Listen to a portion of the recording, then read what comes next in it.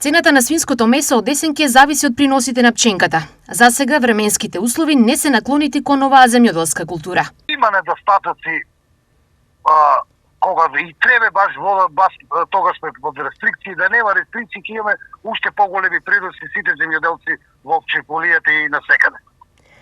Кои се очекувањата од принос, колку да добиете? Ние очекуваме секаде е различен. 10 тона хектар ќе имаме, мислам, оваа година. За разлика од лани, колку добивте лани?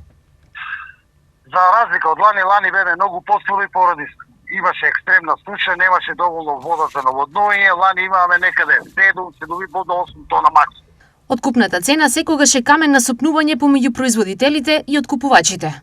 Лани беше стварно мизерно 9 денари. И оваа година, ако биде истата цена, 9 денари, мислам, од до годин, земјоделците ќе размислуваат дали да сеат пченки или житарици или не знам што. Дали тоа значи дека ќе зголемите и цената на сточната храна? Цената на сточната храна се зголемува, не е тоа од светска берза како ги диктира цените на откупот на житариците и самата суша си го прави своето и затоа се качува сточната храна.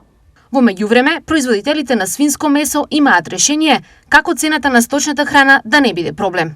Мислиме дека ќе допунеме со оваа година имаше малку поголемо производство на пченица и тука свињарите ќе ја надопунат со наместо пченка ќе стават у сточната храна пченица и јачмен, нормално. За нив во моментов актуелната откупна цена за жива мера е на работна рентабилноста. Сега живата мера е 115-120 денара плюс ДДВ.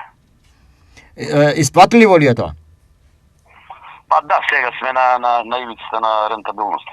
Во Македонија над 60 мали и големи фарми одгледуваат мајки и квалитетни товеници, од кои квалитетот на свинското месо е неспорен.